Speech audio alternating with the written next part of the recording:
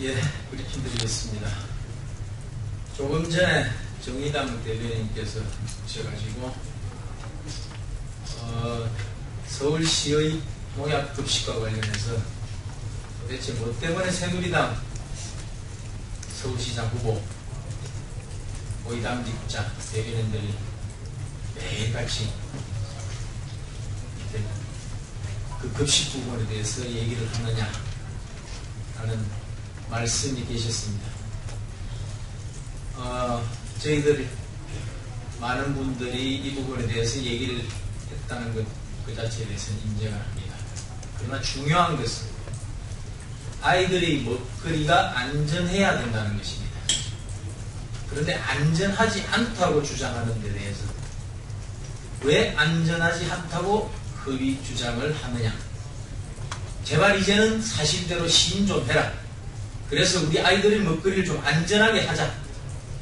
라는 권유를 그리고 주장을 우리들은 계속하고 있는 것입니다. 왜 그런 주장을 자꾸 하느냐가 본질이 아니라 그런 주장이 나오지 않게 이제 우리 아이들의 먹거리가 안전해져야 한다는 것입니다. 안전하지 않다고 아직도 허위사실을 하고 있는 그 부분에 대해서 우리 새누리당의 지적이 계속되고 있는 것입니다. 그 부분에 대해서 오해 없도록 바랍니다. 오늘 또 그 부분과 관련해서 또 말씀드리겠습니다. 어제도 새정치민주연합 박원순 서울시장 후보 측이 정례 브리핑을 통해서 서울시 친환경유통센터는 전국에서 가장 안전한 사전검사 시스템을 갖추고 있다고 말했습니다. 박 후보 측의 거짓말 리레이가 멈출 줄을 모르고 있습니다. 농약급식은 박 후보의 표현대로 중대한 문제입니다. 아이들 식탁에 농약급식이 올라간 중대한 문제임을 박 후보 측이 알고 있었는데도 계속 발뺌하고 있었어. 그 부분에 대해서 저희 새누리당이 문제 제기를 하고 있는 것입니다. 어제 새누리당 정몽준 서울시장 후보는 지난해 12월 26일 작성된 친환경 무상급식 분야 수기 계획 그리고 올 1월 작성된 친환경 무상급식 TFT 구성 운영 계획에 대한 두 가지 문건을 공개했습니다.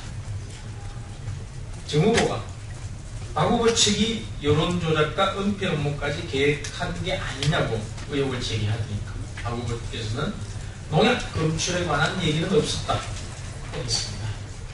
그러나 당시 감사원은 지난해 9월 11일부터 5일간 예비조사를 거쳐 문제점을 분석한 뒤에 같은 달 25일부터 11월 1일까지 25일간 실지감사를 실시했습니다.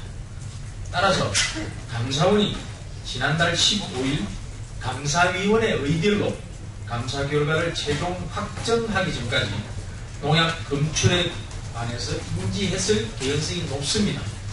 설령 그 부분을 확인하지 않았더라도 최소한 아이들에게 올라가는 급식이 안전하지 않다는 사실은 알고 있었습니다. 그 증거는 여기 이 대목에서 나옵니다. 이게 지난 2월 19일 서울특별시 농수산식품공사가 직접 보도자료를 낸 것입니다. 이 보도자료에 보면은 4페이지에 이런 내용이 나옵니다.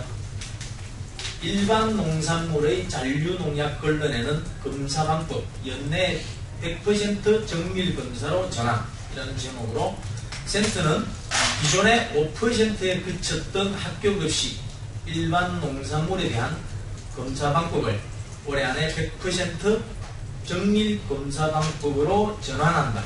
이런 내용이 있습니다. 이들 검사는 일반 농산물의 잔류농약을 걸러내기 위한 것으로서 주로 이루어져 온 속성검사법, 이게 세민연 측에서 주장하는 1단계 검사입니다. 이 정밀검사법, 이건 2단계 검사법을 말합니다. 정밀검사법에 비해 정확도가 낮아 일부 학교에 공급된 농산물 중 정밀검사를 실시한 결과 잔류농약이 검출되는 등의 문제점이 지적되어 온 데 따른 조치다. 그러면서 이런 대목이 나옵니다. 농약에 함유된 285종의 성분을 정밀 검사기는 다 걸러낼 수 있지만 속성 검사기는 31종밖에 반응을 하지 않아 속성 검사로는 농약 성분 걸러내기에 사각지대가 존재하는 시점이다. 이렇게 되어 있습니다. 다시 말해서 이게 무엇을 말하냐 하면은 1단계 검사, 즉 속성 검사로서는 제대로 5%밖에 검사를 하지 못하기 때문에 나머지 95%를 더 채워서 정밀 검사를 할 수 있도록 시스템을 갖추겠다라고 앞으로 갖추겠다라는 계획입니다. 따라서 현재는 정확하지 않고 일부 5%에 대해서만 속성 검사를 하고 있기 때문에 많은 부분에 누락이 있을 수 있다는 얘기가 되는 것입니다. 이처럼 안전하지 않다는 것을 이미 알고 있었고 안전하지 않다는 걸 알고 있었기 때문에 검사 방법을 바꾸기로 한 것입니다. 그런데도 지금도 안전하고 있다라고 거짓말을 하고 있는 것입니다. 정확하게 말하려면 지금 안전하다가 아니라 앞으로 안전하게 하겠다는 게 정확한 것입니다. 이런 안전하지 않는 농약 급식 시스템이 어떻게 작동하고 있는지 궁금해집니다. 이와 관련해서는 오늘 오전에 저희 당 윤상현 사무총장이 농약 급식 게이트 의혹이라는 제하의 삼각 커넥션 구조를 설명드린 게 있습니다. 바로 이것입니다. 농약급식 최종 결정자로 박원순 서울시장이 그 농약급식 독점주 공급자의 배옥병이라는 분이 계십니다. 그리고 그분의 남편이 농약급식 송경춘 서울시 감사관이 있습니다. 이 3자관의 관계가 에 대해서 제가 설명을 좀 드리겠습니다.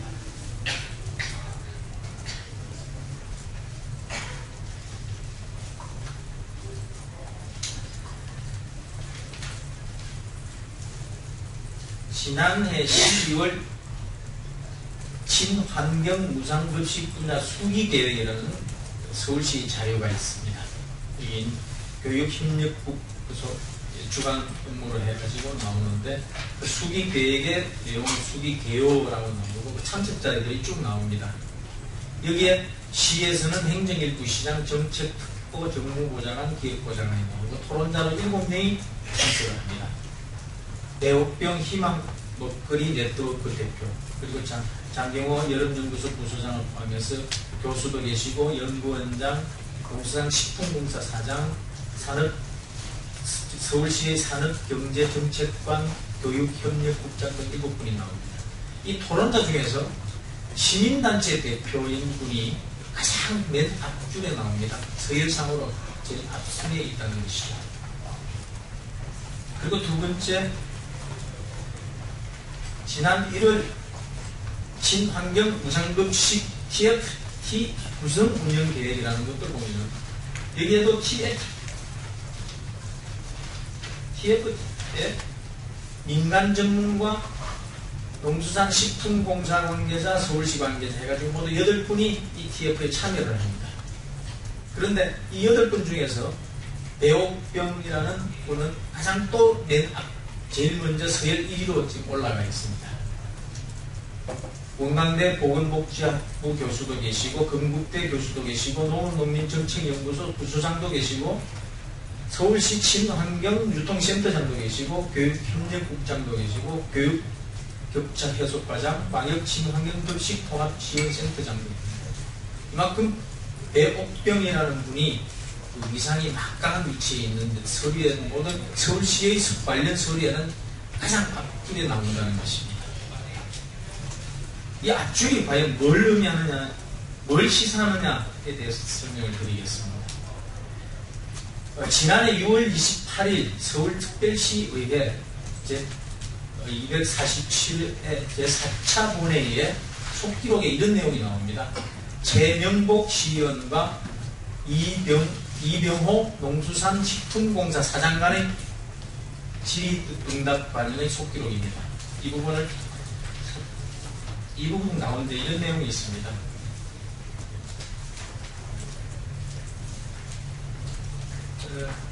이병호 사장이 이렇게 얘기합니다. 센터라는 건 친환경교통센터를 말합니다. 센터 감사실 감사, 그리고 기획자문위원회가, 이거는 학교급식 기획자문회를 얘기합니다. 기획자문회가 조금 월권 행위를 했다고 해서 저희들이 해제했어.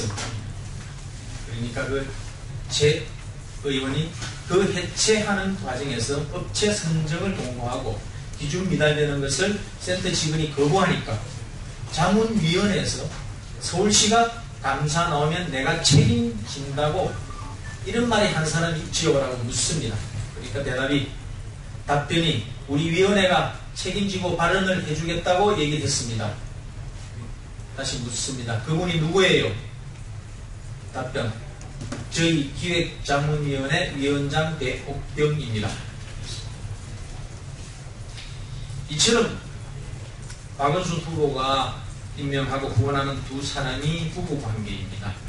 박후보가 이 두 사람을 포함해서 이병호 서울농수산식품공사장, 오두식 전 서울시 친환경유통센터 등 5명이 직무유기와 특정경제다중처벌법 그리고 배임수재 혐의 등으로 검찰에 지난 27일자로 고발되어 있습니다. 전국의 무상급식 예산은 2010년 5,631억 원에서 올해 2조 6,239억 원으로 4배나 껑충 뛰었습니다. 반면에 교육환경 개선 예산은 같은 기간 1조 6,419억 원에서 8,830억 원으로 반토막 났습니다. 서울은 무상급식 비율이 가장 높은 곳으로 올해 예산만 해도 5,403억 원에 달합니다. 교육환경 개선 예산을 희생당하면서 쏟아붓고 있는 무상급식이 농약급식으로 전락한다면 결코 자시할 수 없는 일일 것입니다. 더욱이 서울시는 무상급식과 관련해서 감사원 감사에서 수의계약 구조에 따른 부당한 계약 부분과 예산을 낭비한 사례도 지적됐습니다. 이처럼 농약급식 게이트를 둘러싸고 아이들 먹거리 안전을 위협하면서 혈세를 낭비한 검은 거래가 있었는지, 어떤 공마전이 숨어 있었는지 실체를 밝혀내야 할 것입니다.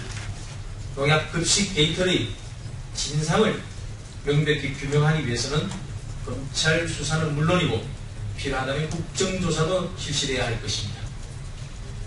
박후보 측은 아이들의 건강을 위협하는 중대한 문제를 외면하면서 거짓말을 멈추지 않고 있습니다.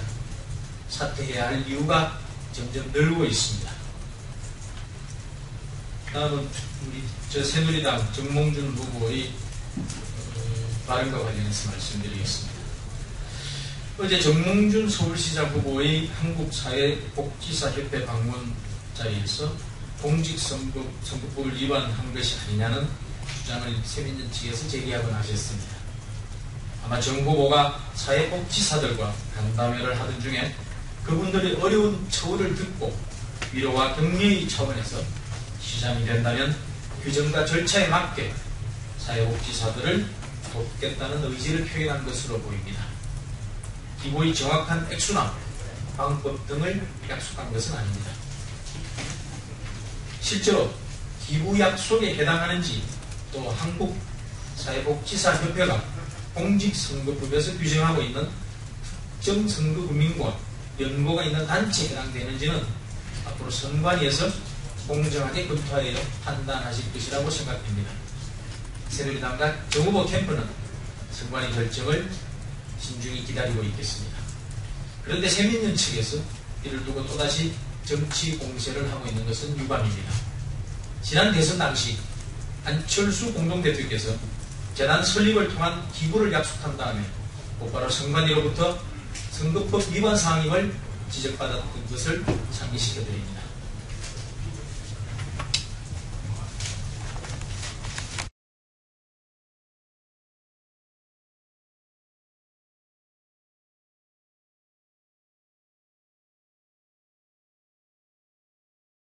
조금 전에 정몽준 후보의 언급법 관련해서 다시 좀 수정해서 말씀드리겠습니다. 어제 정몽준 서울시장 후보의 한국사회복지사협회 방문과 관련해 방문은 세민정 측에서 이의를 제기하고 다른 부분에 대해서 말씀드리겠습니다. 정 후보가 사회복지사들과 간담회를 하던 중 그분들의 어려운 처우를 듣고 위로와 격려의 차원에서 시장이 된다면 규정과 절차에 맞게 사회복지사들을 돕겠다는 의지를 표현한 것으로 보입니다. 기부의 정확한 액수나 방법 등을 약속한 것은 아닙니다.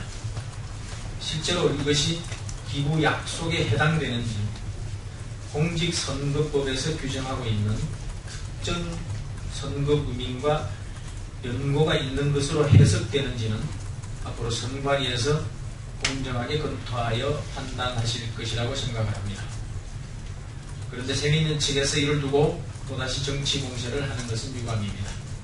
지난 대선 당시 안철수 공동대표께서 재단 설립을 통한 기부를 약속한 뒤 곧바로 선관위로부터 선거법 위반 사항임을 지적받은 일을 상기시켜 드립니다.